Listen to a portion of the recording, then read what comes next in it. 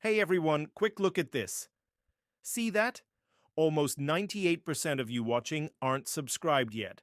Subscribing is the best way to not miss any new infidelity stories and support what we do here. It's free and it makes a huge difference. Hit that subscribe button below. Okay, now to today's story. Listen, it's funny how quiet life can get. Not quiet like peaceful, not really. More like muted.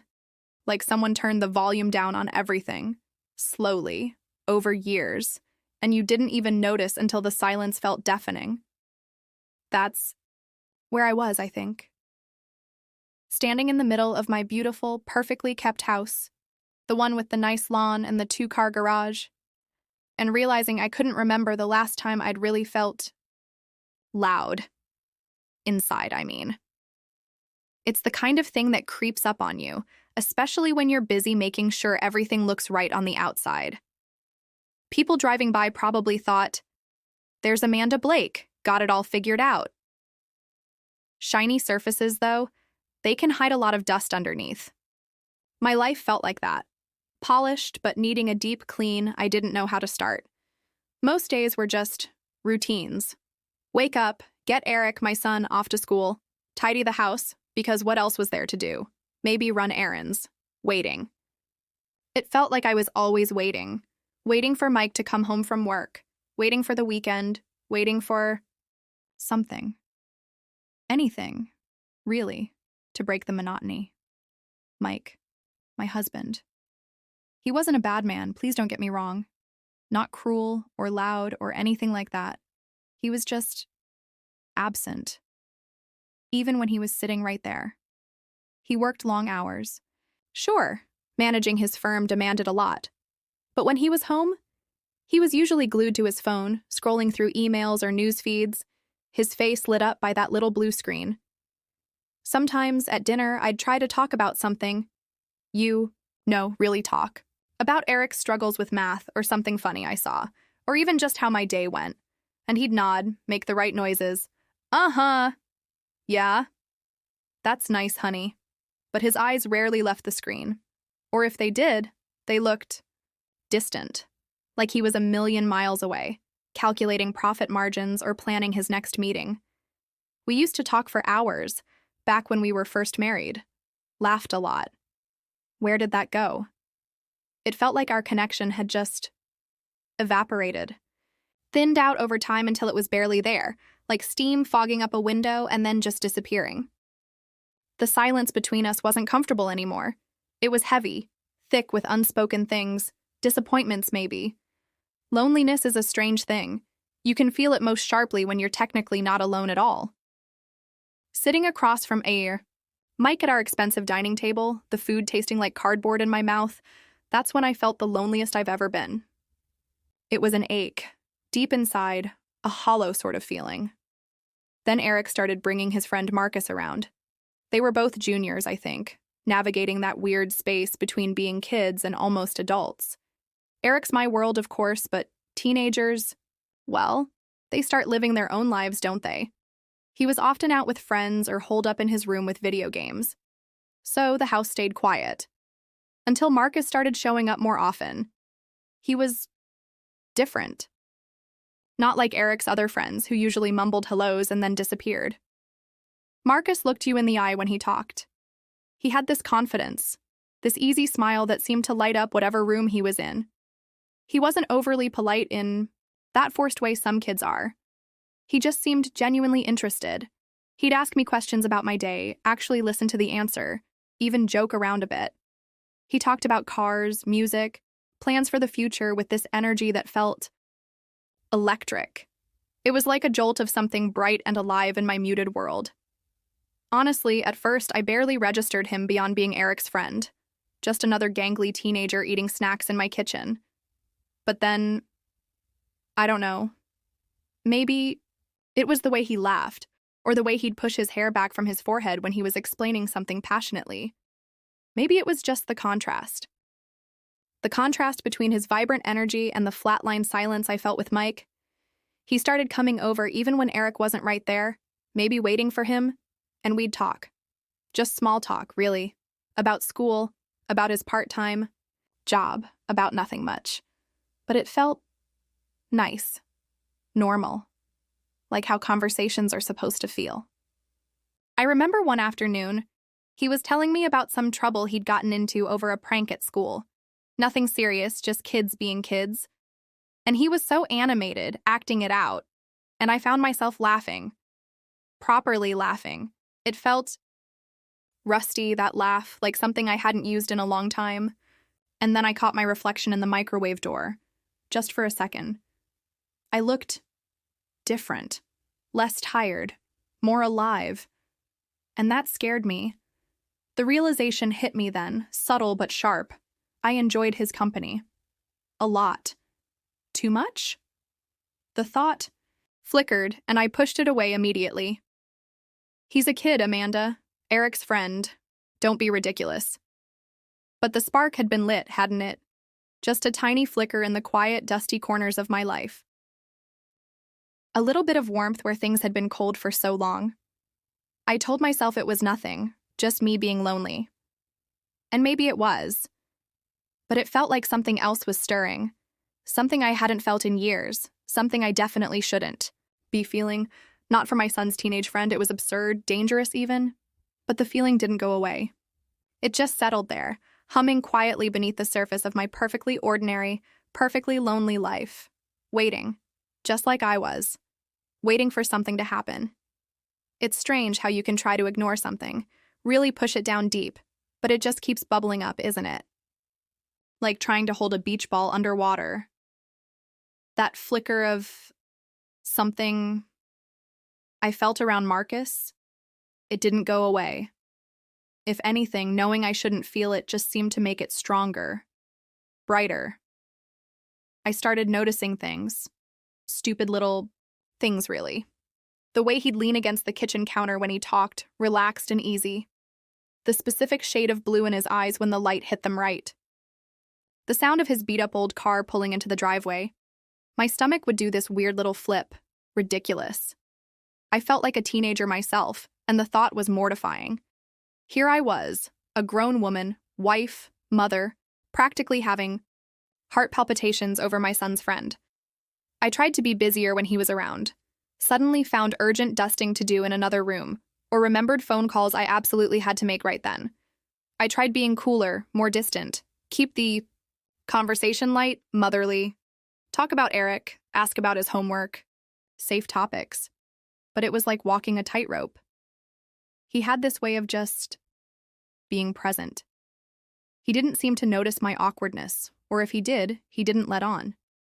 He'd still hang around, chat, tell me about his day, fix the leaky faucet under the sink that Mike hadn't gotten around to for months. It's easy, Mrs. Blake, happy to help. Or just sit at the kitchen island doing homework while I cooked dinner, filling the silence with his easy chatter. And the contrast, oh God, the contrast.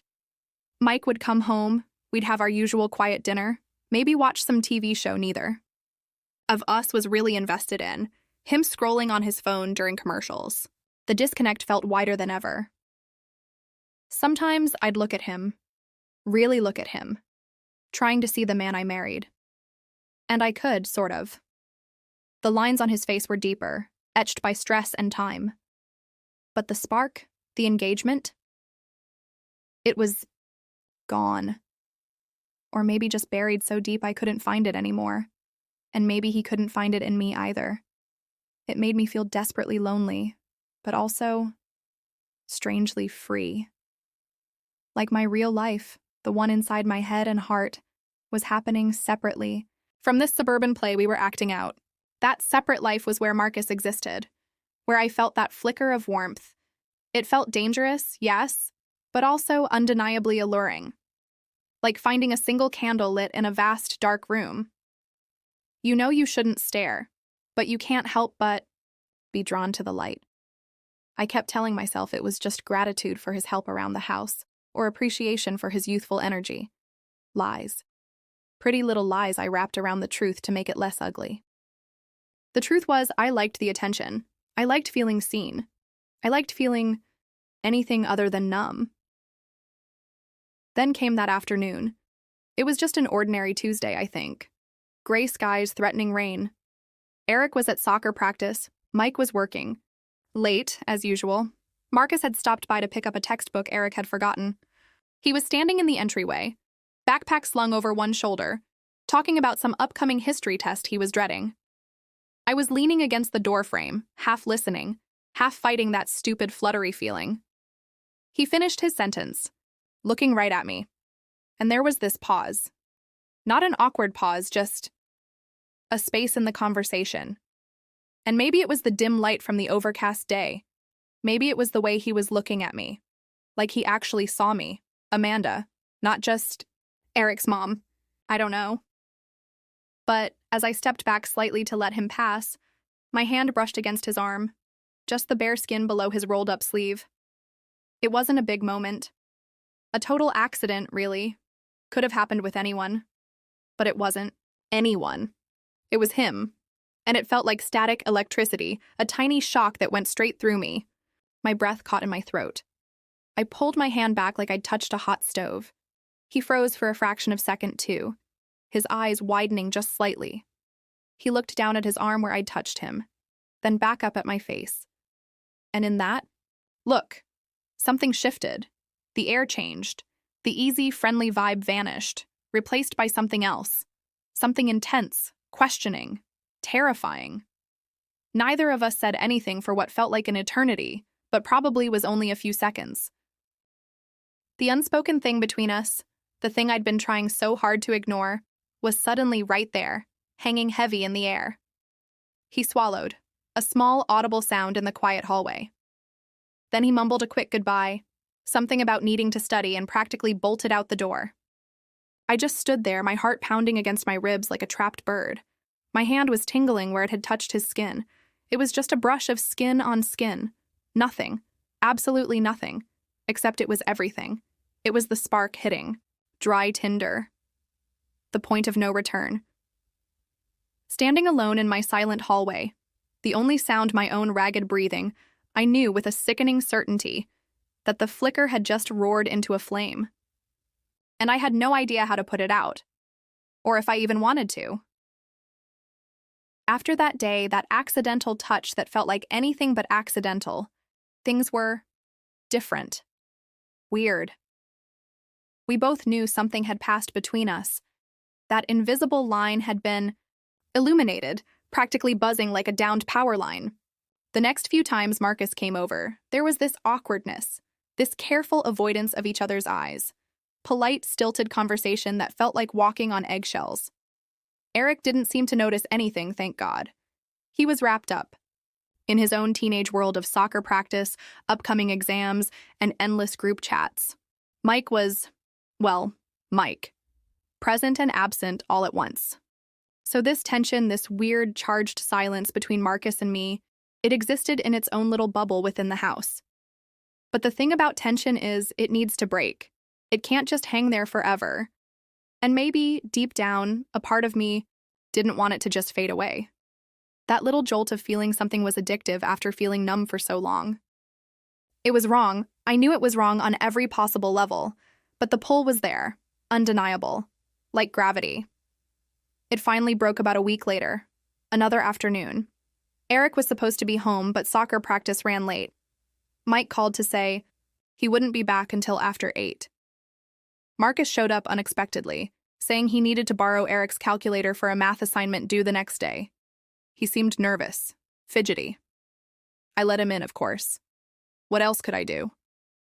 He went to Eric's room, and I busied myself in the kitchen, my hands shaking slightly as I rinsed coffee cups that were already clean. He came back out, holding the calculator, and stopped in the kitchen doorway. He just stood there for a moment, looking at me. And the air crackled again. All that careful politeness we'd been practicing just evaporated. "Mrs. Blake?" he started, his voice sounding rougher than usual. "Amanda," I corrected him, surprising myself. My heart was hammering. He took a step closer. "Amanda," he repeated, softer this time. "That day, when—" He didn't need to finish. I knew exactly what he meant. I just nodded, unable to speak. He took another step, closing the distance between us. He was so close I could see the flecks of gold in his blue eyes. could almost feel the warmth radiating off him. Every alarm bell in my head was screaming danger, run, stop this now. But my feet felt bolted to the floor. My whole body felt frozen, except for the frantic pulse beating in my veins. He reached out slowly, hesitated for just a second, and then his fingers gently brushed against my cheek. It wasn't like the accidental touch before. This was deliberate. Gentle, yes, but intentional. And instead of pulling away, instead of slapping his hand down and telling him to get out, I leaned into it, just slightly. A tiny movement. But it was enough. It was permission.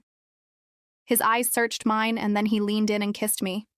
It wasn't rushed or rough, it was hesitant at first, then deeper, like finding water after a long thirst.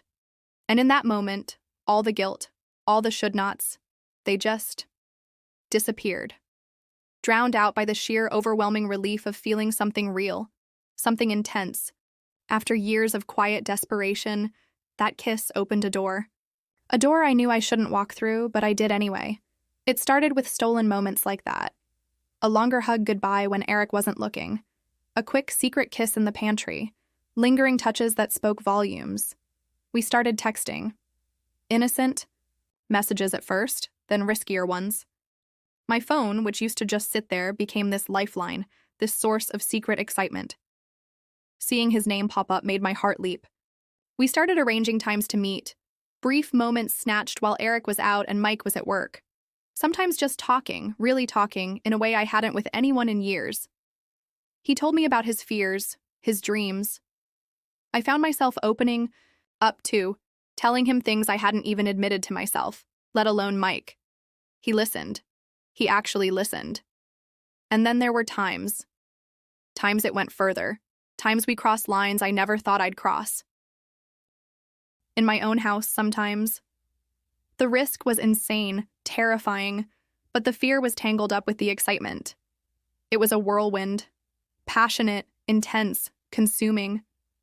When I was with him, I felt young again, vibrant, desired, seen. But the moment he left, the moment I was alone again in my quiet, perfect house, the guilt would crash down. Heavy. Suffocating.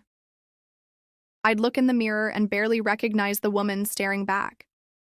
Who was she? This person sneaking around, lying, betraying the life she'd built. I'd snap at Eric over small things, the stress coiling inside me. I'd try to engage Mike in conversation, maybe out of guilt, but it felt forced, hollow. He didn't seem to notice the change in me. Or if he did, he didn't comment. His obliviousness somehow made it worse, confirming my rationalization that he wasn't really present anyway. But it was a weak excuse, and I knew it. I was living a double life. One foot in my stable, predictable, suffocating reality, the other in this thrilling, terrifying, illicit fantasy. And I knew, deep down, I was living on borrowed time. Something this fragile, this wrong, built on secrets and lies. It couldn't last. It was never meant to last. But oh, while it did, it burned.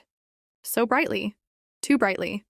Like a fire-catching hold, promising warmth but threatening to burn the whole house down. Living two lives. It messes with your head. Some days, I felt almost numb to the danger, like I was sleepwalking through it all. We got careless, Marcus, and I. Maybe we thought we were invincible, or maybe we just got tired of the constant vigilance. The stolen moments became bolder, the texts maybe a little less cryptic. We started taking risks that, looking back now, seem absolutely insane. Like meeting for coffee in a town nearby, thinking no one we knew would possibly be there. Or him lingering just a bit too long when he dropped something off, the goodbye hug lasting a few seconds more than it should, right there on my doorstep in broad daylight. There were close calls, of course, times my heart leaped into my throat. Like the afternoon Mike came home early, completely unexpected, while Marcus was still there fixing a supposedly jammed window in the guest room. Marcus had slipped out the back door literally seconds before Mike walked in, leaving me flushed and breathless, trying to act casual while my insides were churning with panic. Mike just gave me a strange look, asked why I was so jumpy, but then got distracted by an urgent work call. He didn't push it. But it was a warning, a flashing red light I chose to ignore. I told myself it was fine. We were being careful enough. But the stress was building, like steam in a faulty pipe. I was more irritable, snapping at Eric for things that didn't matter, then feeling instantly guilty. Sleep wasn't coming easily. Every creak of the house at night sounded like judgment. The illusion, that carefully constructed facade of my perfect life, was starting to crack under the strain. And I knew, somewhere deep down, it was only a matter of time before it shattered, completely. I just didn't expect it to happen the way it did. It wasn't some dramatic movie-style confrontation, him walking in on us or anything like that. It was quieter, sharper, more painful somehow. It was a Saturday afternoon. Eric was out with friends. Marcus had come over, supposedly to work on a joint school project with Eric, but Eric hadn't gotten back yet. We were in the kitchen, talking, laughing about something silly he'd said. He reached across the island to grab a napkin, and his hand brushed mine again. But this time, instead of pulling away, our fingers just lingered for a second. A small, almost unconscious gesture of intimacy. And in that same second, I heard the garage door opening. Mike was home early, way earlier than expected. There was no time for Marcus to slip away, no time to compose myself. Panic seized me. Marcus looked equally startled, quickly pulling his hand back. I spun around, trying to plaster a normal expression on my face as Mike walked into the kitchen through the garage entrance. He stopped dead in the doorway, his briefcase still in his hand. He wasn't looking at me, not at first. His eyes were fixed on Marcus. Then they flicked to my face, taking in my too bright smile, my probably flushed cheeks. Then back to Marcus, who was suddenly looking very young and very scared. Mike's gaze swept over the kitchen island, maybe noticing the 2 coffee cups, the comfortable intimacy of the scene he'd walked into. His face, it was like watching a mask crack. The usual tired, slightly distant expression vanished, replaced by confusion at first, then a dawning, horrifying understanding. His eyes narrowed, locking onto mine. And the look in them wasn't angry. Not yet. It was worse. It was a deep, shattering hurt. A look of utter betrayal that hit me, harder than any shout could have. He didn't say anything for what felt like an eternity. The silence stretched, thick and suffocating. Marcus mumbled something about looking for Eric, his voice cracking, and practically stumbled out of the kitchen and out the front door. I wanted to run too, but I was frozen. Mike just stood there, his knuckles white where he gripped his briefcase handle. His gaze never left my face. Amanda? His voice was quiet, dangerously quiet. Hoarse. What? What was that? I opened my mouth to deny it, to make up some excuse, some plausible lie, like I'd gotten so good at doing, but the words wouldn't come. He knew. Maybe he didn't know everything, not all the sordid details, but he knew something was fundamentally wrong. He saw it in that brief moment, that lingering touch, that shared look. He saw the connection, the betrayal. Mike, I started, my voice trembling. He held up a hand, stopping me. His face hardened then, the hurt replaced by a cold, simmering anger. Don't, he said, each word clipped and precise. Just don't. He turned, not looking at me anymore, and walked towards his study, shutting the door firmly behind him. The click of the latch echoed in the sudden, crushing silence. And just like that, the world tilted. The carefully built walls of my life crumbled. There was no shouting, no immediate explosion, just that awful final click of the study door. But I knew this was just the beginning. The chaos was here. The heartbreak was palpable in the air I could barely breathe. And the worst part? As I stood there shaking, alone in my suddenly huge and empty-feeling kitchen, my first thought wasn't even about Mike. It was about Eric. What would this do to him? How could I ever look my son in the eye again? The affair wasn't just about me and Mike and Marcus anymore. It was a bomb, and the shrapnel was heading straight for my son. That click of Mike's study door wasn't just the end of a moment. It was the sound of my old life ending. The days that followed were awful, thick with a silence that screamed louder than any argument. Mike moved into the guest room.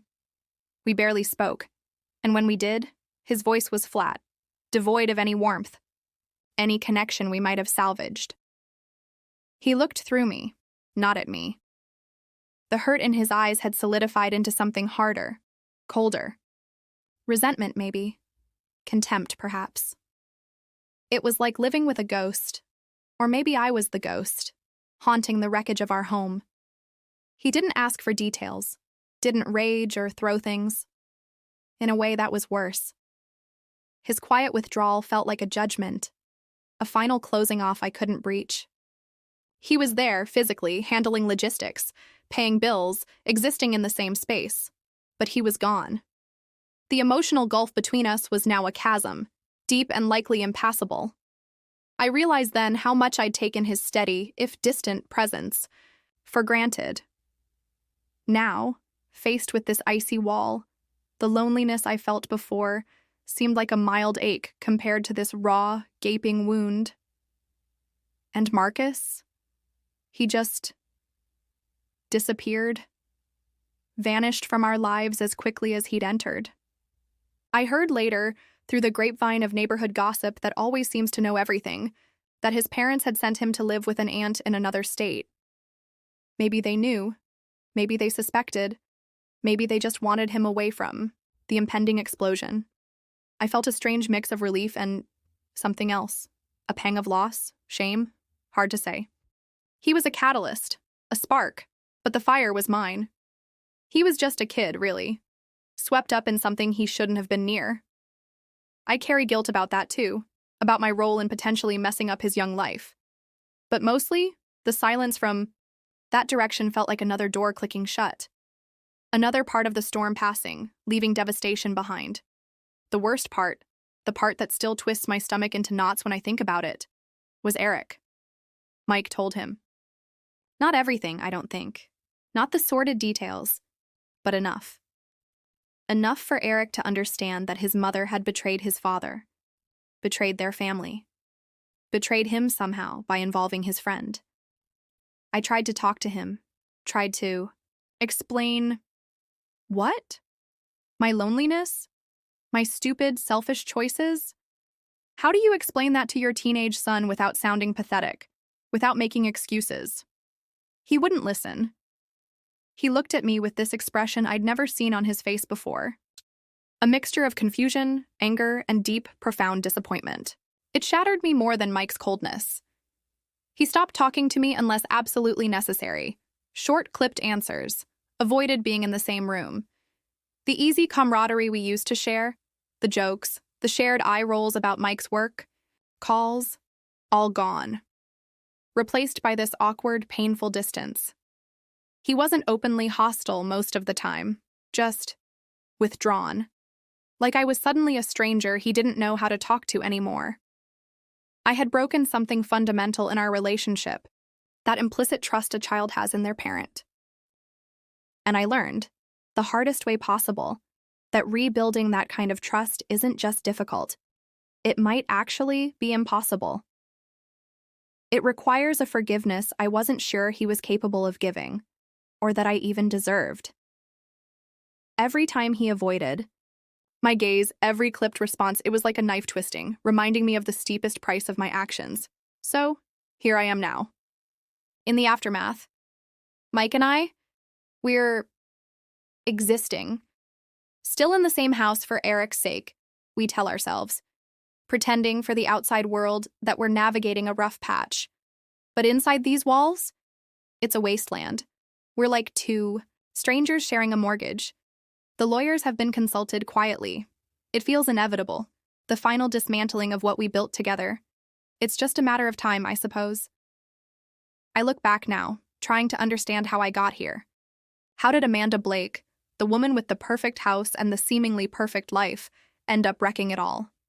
It wasn't just about Marcus, not really. He was just the match that lit the fuse. The kindling was already there, piled up over years, of quiet neglect, unspoken frustrations, and profound loneliness in my own marriage. I was looking for something outside myself. Validation, excitement, feeling alive, because I felt so dead inside. I see that now. I see the million small choices, the tiny compromises, the ignored warning signs that led me down that path. I traded momentary excitement for lasting devastation. I sought connection in the wrong place and ended up more alone than ever. I learned that the illusion of perfection is just that, an illusion, and chasing sparks can burn down everything you hold dear. There's no going back, no fixing it with a simple apology. Some choices carve permanent lines on your life, on the lives of those around you. The echoes of what I did, they're going to reverberate for a long, long time, maybe forever. And living with those echoes, well, that's the real consequence, isn't it? That's the price you pay.